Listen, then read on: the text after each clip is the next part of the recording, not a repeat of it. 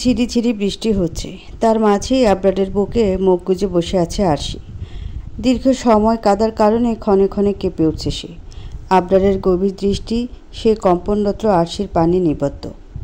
ইতিমধ্যেই তার টি শার্টের এক পাশ আরশির চোখের পানিতে ভিজে গেছে, তবুও নড়চড় নেই তার। সে চাচ্ছে আরশি নিজের বুকের মাঝে জমানো কষ্টগুলো আজ তার সাথে ভাগ করুক, মন ভরে কাঁদুক। এতে যদি মেয়েটার কষ্ট একটু কমে। নিজের চোখের সামনে নিজের প্রাণের প্রিয় বাবার মৃত্যু দেখার মতো বড় যন্ত্রণা আর কিছু আছে কি? আবরার আরশির জায়গায় নিজেকে কল্পনা করতে গিয়েও করতে পারল না। প্রাপ্তবয়স্ক হওয়া সত্ত্বেও অন্তর কেঁপে উঠল তার, অথচ সে ছোট্ট আরশি সেটা সহ্য করেছে। দীর্ঘ সময় চোখের জল ফেলার পর ধীরে ধীরে শান্ত হলো আরশি। এত বছরের জমানো অব্যক্ত ব্যথাগুলো ভরসাযোগ্য কারোর সাথে ব্যক্ত করতে পেরে ভীষণ শান্তি অনুভব করল সে। ঝিরিঝিরি বৃষ্টি হচ্ছে টের পেতেই আবরারের কাছ থেকে সরে আসতে চাইল সে, কিন্তু ছাড়ল না আবরার। সেইভাবে বুকের মাঝে পুড়ে রাখল আরশিকে। আরশি কান্না ভেজা কণ্ঠে বিড়বিড় করে বলল, ছাড়ুন এমপি সাহেব, বৃষ্টি হচ্ছে, আমাদের ভেতরে যাওয়া উচিত। আবরার শান্ত কণ্ঠে বলল, এরপর কি হয়েছিল মিসেস অদ্ভুত চোকালি? আমি সবটা জানতে চাই। যখন বিশ্বাস করে এতটুকু বলেছ, তখন বাকিটাও তোমার মুখ থেকে শুনতে চাই। বলবে না আমায়? সময় নিল আরশি, তারপর ধীর আওয়াজে পুনরায় বলতে লাগলো, এরপর আর কি? আমার জীবনের সুখের অধ্যায়ের সমাপ্তি ঘটেছিল সেদিন। এরপর পদে পদে বুঝতে পেরেছিলাম বাবা ছাড়া সন্তান কতটা অসহায়। যখন আমার সেন্স ফেরে তখন নিজেকে হসপিটালে পাই। পাশে চাচিমু অর্থাৎ আমার বড় চাচার স্ত্রী বসেছিলেন। হাও-মাও করে কেঁদে আব্বুর কাছে যেতে চেয়েছিলাম, আব্বুকে দেখার জন্য পাগলামি করছিলাম। তখন চাচিমু আমাকে শক্ত করে জড়িয়ে ধরেন। জানান অতিরিক্ত রক্তক্ষরণের কারণে আমি প্রায় 15 ঘন্টা অজ্ঞান ছিলাম। ততক্ষণে আমার বাবার জানাজা সম্পূর্ণ হয়ে গেছে, তাকে কবরও দেওয়া হয়েছে। কষ্টে বুকটা ফেটে যাচ্ছিল তখন। শেষবারের মতো আব্বুকে না দেখতে পারার কষ্ট, তার বুকে মাথা রেখে ভালোবাসি আব্বু বলতে না পারার কষ্ট। হুট করে আম্মুর কথা মনে হলো। অস্থির কণ্ঠে চাচিমুকে আম্মুর কথা জিজ্ঞাসা করতেই চাচিমু জানালো আম্মু পাশের রুমে আছে, তার অবস্থাও ভালো না। আব্বুর মরদেহ দেখার পর থেকে কেমন যেন পাগলের মতো আচরণ করছে। অসংখ্যবার জ্ঞান হারিয়েছে, তাই তাকে হসপিটালে ভর্তি করা হয়েছে। কড়া ঘুমের ওষুধ দিয়ে ঘুম পাড়িয়ে রাখা হয়েছে। আম্মুর অবস্থার কথা শুনে ছটফট করে উঠলাম আম্মুকে দেখার জন্য। চাচিমু ডাক্তারের কাছ থেকে অনুমতি নিয়ে আসলেন, আমাকে নিয়ে গেলেন পাশের রুমে। আমার সবসময় গোছালো পরিপাটি থাকা আম্মুর বেহাল দশা দেখিয়ে বুক কেঁপে উঠল আমার। এলোমেলো চুল, চোখের নিচে গাঢ় কালি মলিন চেহারা, 2 হাত মুখ চেপে ডুকরে কেঁদে উঠলাম আমি। পরম মমতাময়ী মায়ের মতো বুকে জড়িয়ে নিলেন চাচিমু। মাথায় হাত বুলিয়ে বোঝালেন আমাকে শক্ত হতে হবে, আমার মায়ের জন্য হলেও শক্ত হতে হবে। আমার মায়ের যে এখন আমি ছাড়া আর কেউ নেই। আম্মুর কথা ভেবে নিজেকে কিছুটা শান্ত করি। আম্মুর জ্ঞান ফেরা অবধি ওখানে আম্মুর হাত ধরে বসেছিলাম। ঘন্টা 2 পর আম্মুর জ্ঞান ফেরে, কিন্তু আমার হাতের মাঝে নিজের হাত দেখে এক ঝটকে হাত সরিয়ে নেয় আম্মু। ক্রোধ আর ঘৃণা মিশ্রিত চোখে আমার দিকে তাকায়, চিৎকার করে বলে আমাকে তার সামনে থেকে চলে যেতে। আমি অবাক চোখে তাকিয়ে থাকি আম্মুর দিকে, নড়তেও যেন ভুলে গিয়েছিলাম তখন। আমি যাচ্ছি না দেখে আম্মু চিৎকার চেঁচামেচি করতে থাকে। রুমে থাকা নার্স এমন অবস্থা দেখে আমাকে বলে রুম থেকে চলে যেতে। আম্মুর ব্রেনে চাপ পড়ে, এমন কোনো কিছু করা যাবে না এখন, এতে ক্ষতিকর কিছু হতে পারে। আম্মু তখন অস্বাভাবিক আচরণ করছিল, বারবার চিৎকার করে বলছিল আমাকে সামনে থেকে চলে যেতে। ধীর পায়ে রুম থেকে বেরিয়ে এসেছিলাম আমি। খুব করে কাঁদতে চাইছিলাম, কিন্তু কেন যেন চোখে আর পানি আসলো না। এরপর 2 দিন হসপিটালে থাকতে হলো। 2 দিন পর নিজেদের বাড়িতে ফিরে আসলাম। সাথে আসলো বড় চাচা আর তার পরিবার। আশ্চর্যের বিষয় কি জানেন? আব্বুর মৃত্যুর খবর শোনার পর আমাদের কোনো আত্মীয় আমাদের বাড়িতে আসেনি, হয়তো আমাদের দায়িত্ব না নেওয়া লাগে এই ভয়ে। হাসি পাচ্ছিল তখন। আব্বু থাকতে তারা কি মিষ্টি ব্যবহারই না করতো, আর আব্বু যাওয়ার পর কেউ সান্ত্বনাটুকু দিতে আসেনি। তবে এটা ভেবে শান্তি লাগছিল যে সবাই ছেড়ে গেলেও আমার বড় আব্বু মানে আমার বড় চাচা আমাদের ছেড়ে যায়নি। কিন্তু উনি যে ভয়ঙ্কর পরিকল্পনা করে আমাদের সাথে ছিলেন তা তখনও বোঝা তো দূর, মাথাতেও আসেনি। দেখতে দেখতে আব্বু যাওয়ার 2 সপ্তাহ পার হলো। চাচিমু ছায়ার মতো আমার সাথে সাথে ছিলেন। এর মাঝে যতবারই আম্মুর সামনে গিয়েছি আম্মু দূর দূর করে তাড়িয়ে দিয়েছে। আম্মুর চোখে আমি তার স্বামীর মৃত্যুর জন্য দোষী হয়ে গিয়েছিলাম। চাচা চাচিমো সাথে ছিল দেখে ধীরে ধীরে নিজেকে সামলে নিচ্ছিলাম। আব্বু চলে গেলেও দ্বিতীয় বাবা অর্থাৎ আমার বড় চাচার হাত আমার মাথার উপর আছে ভেবে ভরসা পাচ্ছিলাম। কিন্তু সেই বিশ্বাস ভরসা যে এক নিমিষেই ভেঙে চুরমার হয়ে যাবে তা কে জানতো। থামলো আরশি। লম্বা একটা শ্বাস টেনে আবার বলা শুরু করলো। আব্বুর যাওয়া ৩য় সপ্তাহ চলছে তখন। হুট করে একদিন সন্ধ্যায় চাচা এসে রুক্ষ কণ্ঠে বললেন আম্মুকে নিয়ে বাড়ি ছেড়ে চলে যেতে। অবাক হলাম আমি। বিস্ময়ে চোখের পাতা ফেলতে পারছিলাম না। মনে হচ্ছিল যা দেখছি ভুল দেখছি, যা শুনছি ভুল শুনছি। বিশ্বাস হচ্ছিল না এটা সেই চাচা যে এতদিন আমাদের সাথে এত সুন্দর ব্যবহার করেছে। কিন্তু চাচা পুনরায় একই কথা বলায় অবাক কণ্ঠে চাচাকে জিজ্ঞাসা করলাম, এসব উনি কী বলছেন? চাচা বাজে একটা গালি দিয়ে বললেন বাড়ি ছেড়ে চলে যেতে। সেদিন কি হলো কে জানি, নিজের মাঝে একটা জেদ অনুভব করলাম।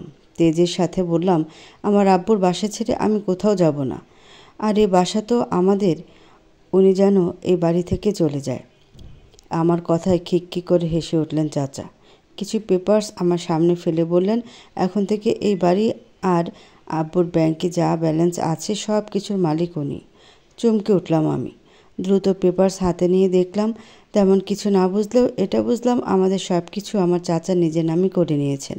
পায়ের তলা থেকে যেন মাটি সরে গিয়েছিল। এইসব দেখার পর চাচা মানুষটাকে অজানা লাগছিল।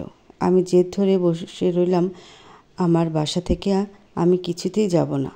চাচিমু আর নাতাশা আপু অনেক বোঝানোর চেষ্টা করলো চাচাকে, কিন্তু চাচা মানবার মানুষ নন। ওনাদের অকথ্য ভাষায় গালিগালাজ করলেন, চাচিমুর গায়ে হাত পর্যন্ত তুলেছিলেন। তারপর আর কি, আম্মু আর আমাকে বাড়ি থেকে বের করে দিলেন। চাচা এত বড় বেইমানি করবেন ধারণার বাইরে ছিল। এইসব কিছুর মাঝে আম্মা একদিন নীরব ছিল, শূন্য দৃষ্টিতে তাকিয়েছিল আমাদের বাড়িটার দিকে। আম্মুর মুখের দিকে তাকিয়ে খুব কষ্ট হচ্ছিল, কিন্তু কাঁদতে পারছিলাম না। বুঝতে পেরেছিলাম আমাকে এবার অনেক বেশি শক্ত হতে হবে, কারণ এই সুন্দর পৃথিবী আমার জন্য আর সুন্দর নেই, বরং কঠিন থেকে কঠিন হতে চলেছে। অন্ধকার হয়ে গেছে তখন। আম্মুকে বাসার সামনে রেখে আমি পাশের দোকানে গিয়ে মনের বাবাকে ফোন করলাম। মন আমার বেষ্টু ছোটোবেলা থেকে, একই স্কুলে পড়াশোনা করেছি আমরা। মনের বাবাকে সবটা জানানোর পর উনি কিছু সময়ের মধ্যে আমাদের বাড়ির সামনে আসেন, আমাদের নিজেদের বাড়িতে নিয়ে যান। মন আর মনের বাবার এতে কোনো সমস্যা না থাকলেও মনের আম্মুর মুখ দেখে বুঝতে পেরেছিলাম ওনার আমাদের আশাটা মোটেও পছন্দ হয়নি। আর পছন্দ না হওয়াটাই স্বাভাবিক। যেখানে আত্মীয়রা পর্যন্ত মুখ ফিরিয়ে নিল, সেখানে উনি তো বাইরের মানুষ। কিন্তু ওই রাতটা ওখানে কাটানো ছাড়া আর কোনো উপায়ও ছিল না। মনের বাবা সবটা জানার পর আমাকে পুলিশের হেল্প নিতে বললেন, কিন্তু আইনের ওপর থেকে আমার ভরসা একেবারেই উঠে গিয়েছিল। কারণ আব্বুর মৃত্যু নিয়ে তারা কোনো তদন্তই করেনি। যেখানে আমার কাছে স্পষ্ট মনে হয়েছিল আমাদের ইচ্ছা করে হত্যার চেষ্টা করা হয়েছিল, সেখানে তারা কোনো প্রকার তদন্ত ছাড়াই সেটাকে অ্যাক্সিডেন্ট বলে চালিয়ে দিয়েছে। শুধু এখানেই শেষ নয়, তারা সেই ট্রাক ড্রাইভারকেও খোঁজার চেষ্টা করেনি। তাই পুলিশের কাছে সাহায্য চাওয়া মানে সময় নষ্ট বলে মনে হলো আমার। ওই দিন রাতটা মনদের বাড়িতেই কাটালাম। সকালে আম্মুকে ওদের বাড়িতে রেখে মনের বাবার সাথে বেরিয়ে পড়লাম। খুঁজে একটা 2 রুমের ঘর ভাড়া নিলাম। নিম্নমানের এলাকা হয় ভাড়া খুব বেশি ছিল না, তবে আমার কাছে বেশিই ছিল। বাড়িওয়ালি যখন অ্যাডভান্স চাইলো মুখটা শুকিয়ে গেল আমার কাছে তখন 1 টাকাও নেই। কিন্তু বেশিক্ষণ চিন্তা করতে হলো না। মনের বাবা অ্যাডভান্স সহ 2 মাসের ভাড়া দিয়ে দিলেন। মাথায় হাত রেখে বললেন, যতক্ষণ না আমার কোনো ব্যবস্থা হচ্ছে উনি সাহায্য করবেন। এর জন্য আমি সারা জীবন ওনার কাছে কৃতজ্ঞ থাকব। এরপর আম্মুকে নিয়ে নতুন বাড়িতে উঠলাম। কাজের খোঁজ করতে লাগলাম। আমাকে দেখে মায়া হলো প্রতিবেশী আন্টির। উনি খোঁজ করে কিছু টিউশন পাইয়ে দিলেন। খুব বেশি বেতন ছিল না, তবে চলার মতো। নাতাশা আপুর সাথে যোগাযোগ করে আমার সার্টিফিকেটগুলো নিয়ে একটা সরকারি কলেজে ভর্তি হলাম। দেখলেন ভাগ্য কাকে কখন কোথায় নিয়ে যায়। কোথায় আমার পড়ার কথা ছিল বেস্ট কলেজে, সে আমি ভর্তি হলাম একটা সরকারি কলেজে। অবশ্যই এতে আমার রেজাল্টের কোনো ক্ষতি হয়নি, কারণ পড়াশোনা নিজের কাছে। আমি যেখানেই পড়ি না কেন ভালো মতো পড়াশোনা করলে আমাকে ভালো ফলাফল করা থেকে ঠেকাবে কি? ঝুম বৃষ্টি নামতেই হুঁশ ফিরল আরশির। অতীত বর্ণনায় এতটাই মনোযোগী ছিল, আশেপাশে খেয়াল ছিল না তার। আরশি দ্রুত উঠে দাঁড়িয়ে আবরারের হাত ধরে টানতে লাগলো। উত্তেজিত কণ্ঠে বলল, উঠুন এমপি সাহেব, দেখুন ঝুম বৃষ্টি পড়ছে, রুমে চলুন, আরে উঠুন না। আরশির টানাটানিতে দোলনা ছেড়ে উঠে দাঁড়ালো আবরার। তবে রুমে ফিরে যাওয়ার কোনো ইচ্ছা তার মধ্যে প্রকাশ পেল না। আরশির অতি নিকটে এগিয়ে আসলো সে। আবরারকে এভাবে এগিয়ে আসতে দেখে ভরকালো আরশি। পুনরায় রুমে ফিরে যাওয়ার জন্য তাড়া দেওয়ার প্রয়াস করলো, কিন্তু তার পূর্বেই আবরারের শীতল হাত আরশির কপল স্পর্শ করল। আবরারের শীতল হাতের স্পর্শে শিরশির করে উঠল আরশির সারা দেহ। নিমিষেই আঁখি জোড়া বুঝে আসলো তার। আবরার আরশির কপালে কপাল ঠেকিয়ে ফিসফিস করে বলল, আজকের বৃষ্টির প্রতিটা ফোঁটা তোমার সকল দুঃখ কষ্ট ধুয়ে মুছে নিয়ে যাক মিসেস অদ্ভুত চোখালি। আরশির বন্ধ চোখ থেকে আরও কয়েক ফোঁটা উষ্ণ তরল গড়িয়ে বৃষ্টির জলের সাথে মিশে একাকার হয়ে গেল। আলতো হাসলো আরশি। প্রার্থনা করলো আবরারের কথাটাই যেন ঠিক হয়। আজকের বৃষ্টি যেন তার সকল দুঃখ কষ্ট ধুয়ে নিয়ে যায়। সে ভালো থাকতে চায়, তার সামনে দাঁড়ানো মানুষটার সাথে সারা জীবন সুখে থাকতে চায়, অনেক অনেক বছর বাঁচতে চায়। মানুষটার নিশ্চুপ ভালোবাসা শত সহস্র বছর উপভোগ করার তীব্র লোভ জাগ্রত হয়েছে তার ছোট্ট মনে। আরশি ভেজা পোশাক পাল্টে ফ্রেশ হয়ে বেরিয়ে দেখল কম্বল মুড়ি দিয়ে শুয়ে আছে আবরার। আবরারকে এভাবে মাথা থেকে পা পর্যন্ত ঢেকে শুয়ে থাকতে দেখে কপালে ভাঁজ পড়ল আরশির। সে দ্রুত আবরারের কাছে এগিয়ে গেল, চিন্তিত কণ্ঠে শুধালো, আপনি ঠিক আছেন তো এমপি সাহেব? এভাবে মুড়ি দিয়েছেন কেন? আরশির আওয়াজ শুনে কম্বল থেকে চোখ বের করে উকি দিল আবরার। বলল, আমি একদম ফিট আছি মিসেস অদ্ভুত চোখালি। ওই একটু ঠান্ডা লাগছিল তাই এভাবে মুড়ি দিয়ে শুয়ে আছি। সন্ধিহান চোখে চাইল আরশি। কোমরে হাত রেখে শুধালো, সত্যি ঠিক আছেন? তাহলে আপনার চোখ লাল হয়ে আছে কেন? থতমত খেলো আবরার। নিজেকে সামলে দৃঢ় কণ্ঠে বলল, ওই চোখে পানি গিয়ে লাল হয়ে গেছে হয়তো। এখন তুমি তোমার এই গোয়েন্দাগিরি অফ করো আর লাইটটা নিভিয়ে ঘুমাতে এসো, অনেক রাত হয়ে গেছে। আরশি ঘড়িতে সময় দেখে নিল, আসলেই অনেক রাত হয়ে গেছে। তাই সে চুল ভালোভাবে মুছে লাইট অফ করে শুয়ে পড়ল। আরশি শুতে না শুতেই আবরার ঝটপট এসে তাকে জড়িয়ে ধরল। অবাক হলো না আরশি, এই কয়েকদিনই অভ্যাস হয়ে গেছে তার। কিছুক্ষণ নীরবতায় কাটল। নীরবতা ভেঙে আবরার বলে উঠল, ঘুমিয়ে গেছো মিসেস অদ্ভুত চোখালি? আরশি শান্ত কণ্ঠে বলল, হুম। কেন, কিছু বলবেন? আবরার কোনো রকম ভনিতা না করে জিজ্ঞাসা করল, সব তো বললে, কিন্তু রিফার ব্যাপারে কিছু বললে না যে? হাসলো আরশি। বলল, রিফা আমার বোন কি করে এটাই জানতে চান তাই তো? রিফা আমার বোনের বেশি কাউকে বলতে ইচ্ছা করে না। মনে হয় ওসব বললে ওকে পর করে দিচ্ছি, তাই রিফার ব্যাপারে কিছু বলিনি। তবে আজ যখন সব জানালাম তাহলে এটাও না হয় জানিয়ে দিই, রিফা আমার রক্তের সম্পর্কের কেউ নয়। হঠাৎ করে আমার জীবনে এসেছে ও। ওকে পাওয়া আমার সৌভাগ্য ছিল। ছোটবেলা থেকেই শখ ছিল একটা ছোট ভাই বা বোনের, কিন্তু আমার কোনো ভাই বা বোন ছিল না। রিফাকে পাওয়ার পর আমার সেই শখ পূরণ হয়েছে। নতুন বাসায় ওঠার 6 মাস পরের ঘটনা। টিউশন পড়িয়ে বাড়ি ফিরছিলাম। প্রায় সন্ধ্যা হতে চলেছে তখন। দ্রুত পায়ে বাড়ি ফিরছিলাম। হঠাৎ রাস্তার সাইডের একটা বেঞ্চে চোখ যায়। দেখি আমার চেয়ে ছোট বা আমার বয়সী একটা মেয়ে বেঞ্চে বসে কাঁদছে, হাতে কাপড়ের একটা ব্যাগ। দেখে শহরের মনে হলো না। মেয়েটাকে দেখে মায়া হলো আমার। কেন যেন ভীষণ টান অনুভব করলাম। ধীর পায়ে মেয়েটার কাছে গিয়ে কাঁধে হাত রাখলাম। মেয়েটা অশ্রুসিক্ত চোখে ভয়ার্ত দৃষ্টিতে আমার দিকে চাইল। ইস, কি মায়ায় জড়ানো ছোট্ট একটা মুখ মেয়েটার। আমি ওর চোখের পানি মুছিয়ে জিজ্ঞাসা করলাম, ও কাঁদছে কেন? জবাব দিল না ও, আবার কাঁদতে লাগলো। আমি কোনো জবাব না পেয়ে আবার জিজ্ঞাসা করলাম, ও কোনো বিপদে পড়েছে কিনা? এবার মেয়েটা মাথা ঝাঁকিয়ে বোঝালো ও বিপদে পড়েছে। আমি তৎক্ষণাৎ মেয়েটার কাছে ওর বাবা মায়ের নাম্বার চাইলাম। এবার প্রথমবারের মতো মুখ খুলল মেয়েটা। কান্না ভেজা কণ্ঠে জানালো ওর বাবা মা নেই। বুঝতে পারলাম ভালোই বিপদে পড়েছে মেয়েটা।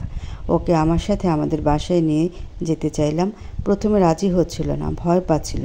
ওকে বুঝিয়ে বললাম আর কিছু সময় পর অন্ধকার হয়ে যাবে, রাতে এই রাস্তায় বসে থাকা ওর জন্য নিরাপদ নয়। এবার রাজি হলো ও। ওকে নিয়ে বাড়িতে আসলাম। ফ্রেশ হতে বলে নাস্তা রেডি করলাম। ফ্রেশ হয়ে আসলে যত্ন সহকারে খাবার খাওয়ালাম। এবার ওকে শান্ত দেখাচ্ছিল। হয়তো আমাকে একটু একটু বিশ্বাস করতে পারছিল ও। তাই সুযোগ বুঝে জিজ্ঞাসা করলাম, ওকে কোথা থেকে এসেছে, কি হয়েছিল ওর সাথে, কেন কাঁদছিল রাস্তায় বসে? ও ও আমার দিকে কিছুক্ষণ গভীর দৃষ্টিতে তাকিয়ে থেকে বলতে শুরু করে, ওর নাম রিফা, কুমিল্লার একটা গ্রামে ওর বাসা। ওর বাসা বললে ভুল হবে, ওর মামা মামির বাসায় থাকতো ও। দরিদ্র ঘরে জন্ম ওর। ওর আম্মু ওর জন্মের সময় মারা যান, আর ওর আব্বু সে নাকি অতিরিক্ত নেশা করত, যার কারণে ওনারও মৃত্যু ঘটে। তখন রিফার বয়স মাত্র 5 কি 6। তারপর ওর জায়গা হয় ওর মামা মামির বাসায়। রিফার মামা মামি ওর দায়িত্ব নিতে চাচ্ছিল না, কিন্তু গ্রামের লোকেদের চাপাচাপির কারণে বাধ্য হয় ওকে আশ্রয় দিতে। জোর করে রিফার দায়িত্ব দেওয়া হয়েছিল, তাই শুরু হয় রিফার উপর নির্যাতন। বাড়ির সব কাজ ওকে দিয়ে করাতো, আর ভুল করলে প্রচুর মারধর করত। রিফা আমাকে নিজের শরীরে থাকা দাগগুলো দেখিয়েছিল। মারের দাগ দেখে কেঁপে উঠেছিলাম আমি। এভাবেই মামা মামির বাড়িতে বড় হয় রিফা। আমার সাথে যখন ওর দেখা হয় তখন বয়স 15 কি 16। যাই হোক, আমার সাথে দেখা হওয়ার 3 মাস আগে গ্রামে একটা শহরে ছেলের সাথে পরিচয় হয় ওর। কাজ শেষে নিয়মিত পুকুর পাড়ে যেত ও। সেখানে দেখা হয়েছিল। রিফার মতে ছেলেটা বেশ ধনী পরিবারের ছিল। প্রথমে কৌশলে ওর সাথে বন্ধুত্ব করে। ওর কষ্টের কথা জানার পর ওকে সান্ত্বনা দেয়। রিফাও ধীরে ধীরে ছেলেটাকে অনেক বিশ্বাস করতে শুরু করে। এরপর হুট করে একদিন ছেলেটা ওকে প্রপোজ করে, নিজের ভালোবাসার কথা জানায়, ওকে বিয়ে করবে বলে স্বপ্ন দেখায়। রিফাও একটু ভালোবাসা পাবে বলে লোভে পড়ে যায়। তো রিফার মামা মামি কীভাবে যেন ওই ছেলের সাথে রিফার সম্পর্কের কথা জেনে যায়। তার রিফাকে আর ওই ছেলের সাথে সাক্ষাৎ করতে দেয় না। ওর মামা কোনো এক বয়স্ক লোকের সাথে ওর বিয়ে ঠিক করে ফেলে। এর পরিবর্তে ওনার মোটা অঙ্কের টাকা পাওয়ার কথা ছিল, কিন্তু রিফা সেটা মানতে পারেনি। ও ততদিনে ওই ছেলেটার প্রতি অনেক দুর্বল হয়ে পড়েছিল। তাই ও রাতের অন্ধকারে লুকিয়ে ছেলেটার সাথে দেখা করে। ছেলেটা ওকে বলে পরদিন সকালে ওরা পালিয়ে যাবে এখান থেকে, শহরে গিয়ে সে রিফাকে বিয়ে করবে। রিফাও একটুখানি সুখের আশায় ওই ছেলেটার সাথে পালিয়ে আসে। শহরে এসে বাসে ওঠার পর ও ছেলেটার কাঁধে মাথা রেখে ঘুমিয়ে গিয়েছিল, কিন্তু হুট করে ওর ঘুম ভেঙে যায়। ও শুনতে পায় ছেলেটা ফোনে কাউকে ধীর সুরে বলছে, হ্যাঁ মেয়েটা হেব্বি দেখতে, আমি ওকে নিয়ে আসছি, এই তো কাছাকাছি আছি, আজকে রাতে পার্টি হবে বন্ধু, তোরা সব রেডি থাক মজা নেওয়ার জন্য। এইসব শোনার পর রিফা বুঝতে পেরে যায় তার সামনে বিপদ। এই ছেলেটা মোটেও তাকে ভালো উদ্দেশ্যে এখানে নিয়ে আসেনি, আর না তাকে বিয়ে করবে। রিফার ভাবনার মাঝে বাস থামলে ছেলেটা রিফাকে নিয়ে নেমে পড়ে। রিফা এমন ভান করে যেন সে কিছু শোনেনি। কিছু দূর হাঁটার পর সে ছেলেটাকে বলে তার পানি পিপাসা লেগেছে, পানি এনে দিতে। ছেলেটা পানি আনতে গেলে পালায় রিফা। দৌড়াতে দৌড়াতে অনেক দূরে ওই রাস্তায় এসে পৌঁছায়। রাত থেকে না খাওয়ার কারণে আর শরীরে বল পাচ্ছিল না ও, তাই ওখানে বসেছিল। থামলো আরশি। আবরার জিজ্ঞাসা করলো, ওর মামা মামির সাথে যোগাযোগ করনি? আরশি ঠোঁট ভিজিয়ে বলল, করেছিলাম, কিন্তু ওনারা রিফাকে ফিরিয়ে নিতে নারাজ, বোঝা মাথা থেকে নেমেছে বলে কথা। আর তারা নিতে চাইলেও আমি ওই জাহান্নামে ওকে আর যেতে দিতাম না। এরপর থেকে রিফা আমার কাছেই আছে। ওকে নিজের ছোট বোন বলে মেনে নিয়েছি। মেয়েটা জীবনে অনেক কষ্ট করেছে, আমি তো তাও জীবনের অনেকগুলো বছর বাবা মায়ের ভালোবাসা আদর সব পেয়েছি, কিন্তু ও পায়নি, এমনকি মা বলে ডাকার সুযোগটাও পায়নি। তাই তো আমার মাকে মা বলে ডাকতে বলেছি, যাতে একটু হলেও মায়ের অভাব পূরণ হয়।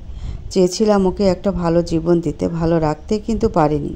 এই দুনিয়ায় যে অর্থ ছাড়া মানুষ অচল, আর আমার অর্থের পরিমাণ ছিল সীমিত। আরশির হাত মুঠোয় পুড়ে নিল আবরার। শান্ত সুরে বলল, তুমি যা করেছো তা কয়জনই বা করতে পারে বলো তো? একটা বাইরের মেয়েকে আশ্রয় দেওয়া, নিজের বোনের আসনে বসানো, এতগুলো বছর ধরে আগলে রাখা, এটা কি সবার পক্ষে সম্ভব? আমার মনে হয় না ও তোমার কাছে খারাপ ছিল, বরং ও তোমার কাছে অনেক সুখী ছিল, ভালো ছিল। একদিন না হয় ওকে জিজ্ঞাসা করে দেখো। চোখ বন্ধ করে হাসলো আরশি।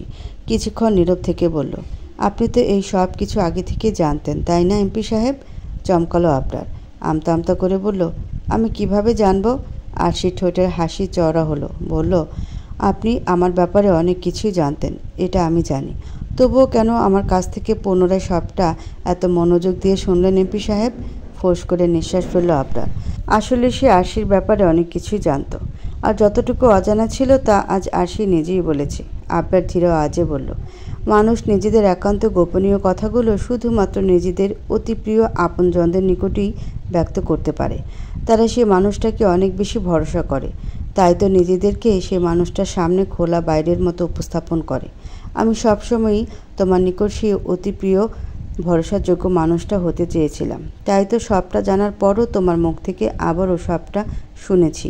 তোমার কাছ থেকে সবটা শুনে ভীষণ তৃপ্তি অনুভব করছিলাম জানো মিসেস অদ্ভুত চৌকালি। তুমি যখন আমাকে সবটা জানাচ্ছিলে মনে হচ্ছিল আমি বুঝি সার্থক। আর সে ড্রিম লাইটের মৃদু আলোয় আবরারের চোখে চোখ রাখল। গভীর দৃষ্টি তাক করে সরল ভঙ্গিতে বলল, আমি আজ আপনাকে সব কিছু কেন বললাম জানেন এমপি সাহেব? কারণ আপনি আমার সেই অতি প্রিয় ভরসাযোগ্য একান্ত ব্যক্তিগত পুরুষ, যার কাছে আমি নিজেকে খোলা বইয়ের মতো উপস্থাপন করতে চাই, যাকে আমি ভীষণ ভরসা করি, যার কাছে নিজেকে নিরাপদ ভাবি, যার কাছে সব শেয়ার করে এখন আমি ভীষণ হালকা অনুভব করছি। আপনি সেই মানুষটা, আমার একান্ত ব্যক্তিগত পুরুষ। কথা শেষ করে আবরারের বুকে মুখ গুজল আরশি। আরশিকে শক্ত করে বুকে জড়িয়ে ধরল আবরার। চোখ মুখ চকচক করছে তার, ঠোঁট জুড়ে তৃপ্তির হাসি খেলা করছে। কানে বারংবার ধ্বনিত হচ্ছে, আপনি সেই মানুষটা, আমার একান্ত ব্যক্তিগত পুরুষ। সকালে ঘুম ভাঙার পর আবরারকে আর খুঁজে পেল না আরশি। বুঝতে পারলো আবরার চলে গেছে। বিরক্তিতে কপাল কুঁচকে আসলো তার। লোকটা একদিনও যাওয়ার আগে তাকে ডেকে দেয় না। রাগে গজগজ করতে করতে ফ্রেশ হতে চলে গেল সে। নাস্তা করে মিসেস বন্যার কাছ থেকে অনুমতি নিয়ে ভার্সিটি যাওয়ার উদ্দেশ্যে বেরিয়ে পড়ল আরশি। আজ থেকে ভার্সিটিতে যাবে সে। এমনিতেই অনেক বড় গ্যাপ দিয়েছে। যদিও প্রতিদিনের লেকচার আরশির বন্ধুরা পাঠিয়ে দিত।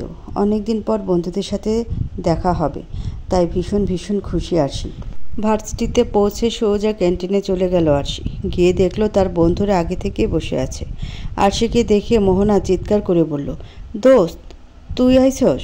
মোহনার চিৎকারে কানে হাত দিল সবাই। আবির মোহনার মাথায় চাটি মেরে বলল, চোখে কম দেখোস নাকি তুই? ও আইসে বলি তো দেখলি, আবার সারের মতো চিল্লা জিজ্ঞাসা করিস কেন ও আইসে কিনা? মাথা চাটি মারায় আর সার বলায় রেগে গেল মোহনা। আবিরের চুল খামচা ধরে বলল, আমার গলা আমি চিল্লামো তোর কি? তোর যদি এতই সমস্যা তো তুই জাগা এখান থেকে, কিন্তু আমারে মারলি কেন? আজকে তোর সব চুল ছিঁড়ে ফেলমু আবিরের বাচ্চা। চুল জোরে টান দেয়, ব্যথায় চোখ মুখ কুচকে আসলো আবিরের। সে ব্যথা তোর কণ্ঠে বলল, ছাড় আমার আম্মা, আর মারমো না। আমি তো একটাই মারলাম, আর তুই আমার কয়টা চুল ছিঁড়লি? ছাড় পেতনি নানি দাদি। পেতনি নানি দাদি বলায় আরও শক্ত করে আবিরের চুল টেনে দিল মোহনা। ক্যান্টিনে সবাই হাবলার মতো তাকিয়ে আছে আবির আর মোহনার দিকে।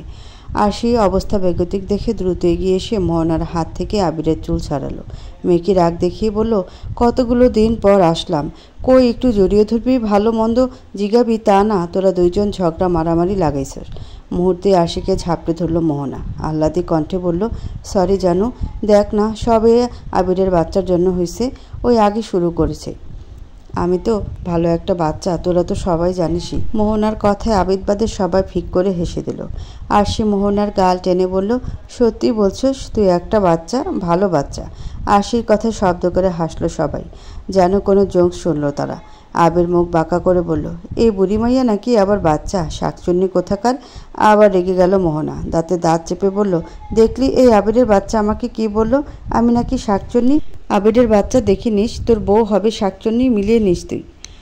আবির মাছি দাঁড়ানোর ভঙ্গিমায় হাত নাড়িয়ে বলল, আরে যা যা, শকুনের দোয়ায় গরু মরে না। মোহনা শয়তানি হাসি দিয়ে বলল, তার মানে তুই স্বীকার করতেছস তুই একটা গরু? আবিরও ঠোঁট বাঁকিয়ে বলল, আমি গরু হলে তুইও শকুনি। গাল ফোলালো মোহনা। কথায় না পেরে চোখে পানি চলে আসতে চাইল তার। আর সেই পরিস্থিতি সামাল দিতে আদরে কণ্ঠে মোহনাকে বলল, থাক শোনা, কষ্ট পায় না, পিচ্চি বাবুটা। এই আবির একটা বদ শয়তান, ওর কথা কানে নিবি না, বুঝলি? আর সেভাবে বলায় মোহনাও হেসে ফেলল, মাথা ঝাঁকিয়ে হ্যাঁ বোঝালো।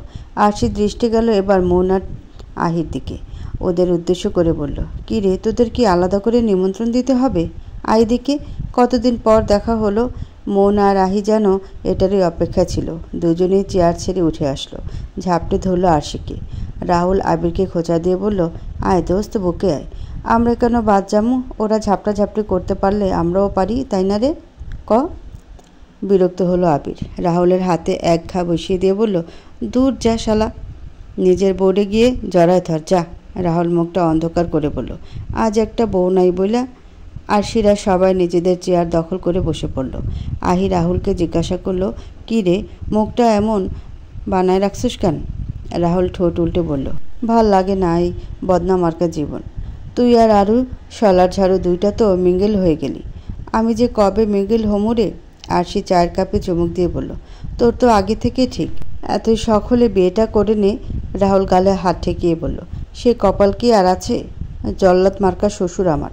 বিয়ের প্রস্তাব পাঠালাম আব্বা আম্মারে দিয়া, কিন্তু ওনার এক কথা, ছেলে মেয়ে দুইজনই এখন ছোট, আরও বড় হোক। অনেক বোঝানোর পর আগটা করাতে রাজি হয়েছে, কিন্তু সেটাও আমার অনার শেষ হওয়ার পর। আর আগ ধরলেও উনি মেয়ে দিবে না এখন। কি জ্বালা বল, বউরে ঘরে তুলতে তুলতে তো আমি মনে হয় বুড়াই হইয়া যাবো। রাহুলের অবস্থা দেখে মুখ টিপে হাসতে লাগলো সবাই। মোহনা দুঃখী দুঃখী কণ্ঠে বলল, তোর তো তাও বিয়া ঠিক, কিন্তু আমার যাও একটা ক্রাশ ছিল, সে ক্রাশটারেও এই আরু জারুটা বিয়া করে নিল। আর আমার আব্বা আমারও মেয়ের বিয়া নিয়ে কোনো মাথা ব্যথা নেই। সামনে পড়লে বলবে, আম্মা যান ভালো মতো পড়াশোনা করেন, ফাইনালে যেন রেজাল্ট ভালো হয়।